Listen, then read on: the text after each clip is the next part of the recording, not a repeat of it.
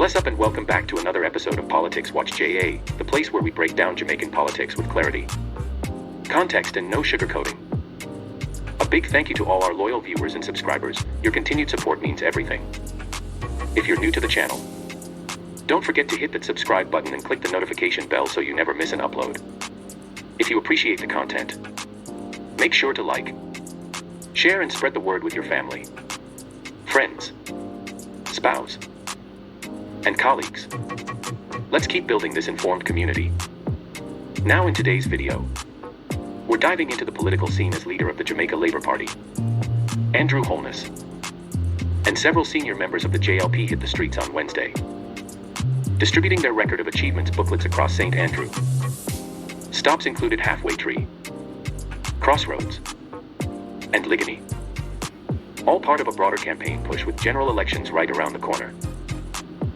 But that's not all. We're also going to look at the legal battle unfolding between Prime Minister Holness and the Integrity Commission. On Thursday, July 31st, 2025, the Supreme Court is expected to rule on whether the PM's legal team can strike out what they call scandalous sections of an affidavit filed by a commission official. So grab your tea, your coffee, or whatever you sip on, because we've got some serious ground to cover today.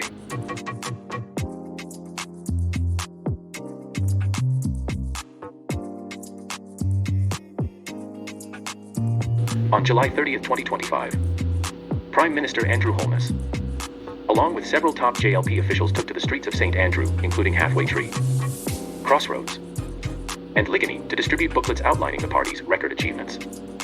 This activity is part of a wider political mobilization effort as the next general election approaches. The timing of Holness' appearance, right before a national election, makes the action appear more performative than principled.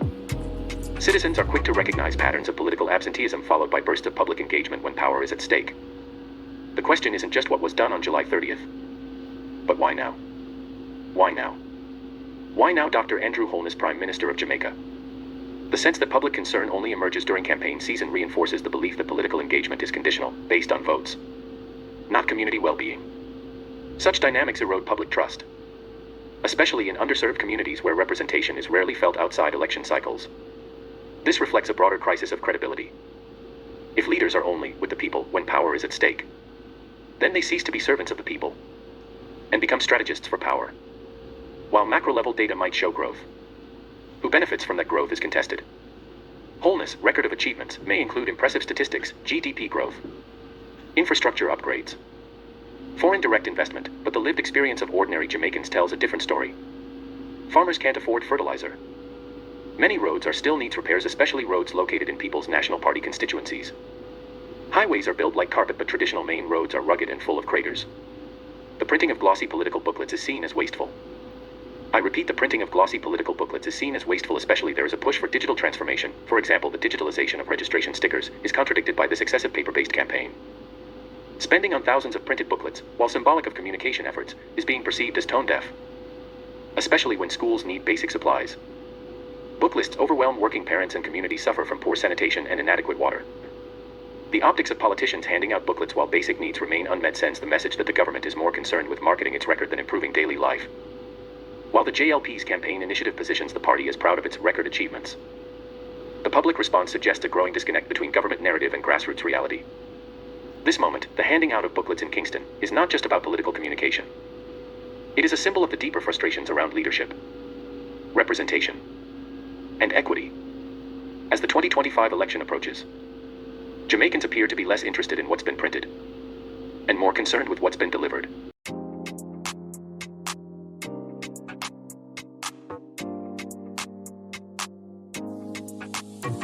Prime Minister Dr. Holness has filed a lawsuit against the Integrity Commission, IC, Jamaica's independent anti-corruption body, likely in response to findings or claims made by the Commission. As part of this legal battle, he is seeking to have parts of an official's affidavit removed from the court record on the basis that the content is scandalous, irrelevant, or prejudicial to his case. Public perception is that the affidavit allegedly contains explosive details that could severely damage Dr. Holness' political future, possibly implicating him in corruption or misuse of office. The legal move to strike it out is seen as an attempt to bury the truth before it becomes public. The word scandalous invites public imagination. Lack of transparency or redactions often fuel suspicions. Some speculate the controversy is linked to internal tensions within the JLP, Jamaica Labour Party. The lawsuit and subsequent scrutiny could be a way to damage Holness politically, possibly preparing the ground for leadership changes. In legal terms, content in an affidavit can be deemed scandalous if it is irrelevant to the issue at hand and intended to disparage, embarrass, or unjustly harm the reputation of the party against whom it is made. Rule 26.3 of Jamaica's Civil Procedure Rules, or similar common law rules, allows for such material to be struck out if it discloses no reasonable grounds for bringing or defending a claim, is an abuse of the process of the court, or is otherwise likely to prejudice or embarrass the fair trial of the proceedings. This case demonstrates how judicial review acts as a check on both the executive branch and independent agencies. The court's role is to ensure that all parties, including those tasked with oversight, act within the bounds of fairness and relevance. The Supreme Court must determine whether the impugned sections are relevant to the issues being tried, cross the line from factual allegation into improper character attack, prejudice the fair administration of justice. This is not merely about political image, it's about whether the court's process is being misused to introduce material that should not be part of the evidentiary record. Some believe that the outcome is already determined and that the Supreme Court may favor the Prime Minister due to political pressure or influence because the executive wields substantial power. There's often suspicion about judicial independence, especially when top officials are involved. The Integrity Commission's mandate is to promote transparency, accountability, and the prevention of corruption in public office. If its findings or statements are subject to successful legal challenges that lead to their redaction, it could undermine its perceived independence or effectiveness and set a precedent for public officials seeking to shield themselves from scrutiny. On the other hand, if the Commission is seen to overstep, for example, by including unverified or overly inflammatory statements, then checks on its power through the courts are both necessary and legitimate. Holness' lawsuit is part of a larger strategy to weaken or intimidate the Integrity Commission, especially after recent high-profile investigations. This theory suggests a broader effort to undermine anti-corruption mechanisms. From a public perception standpoint, if the court grants the strikeout, it may be viewed as a vindication, suggesting the affidavit contained irrelevant or defamatory content. If the court refuses, it may give the impression that the Prime Minister is attempting to suppress uncomfortable facts under the guise of protecting legal integrity.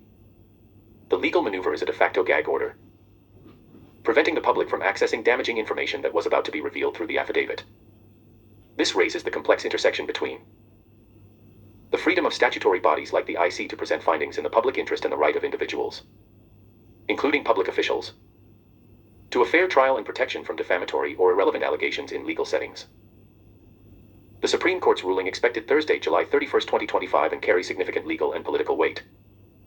Striking out the affidavit's portions could bolster Dr. Holness' position and question the IC's procedural integrity.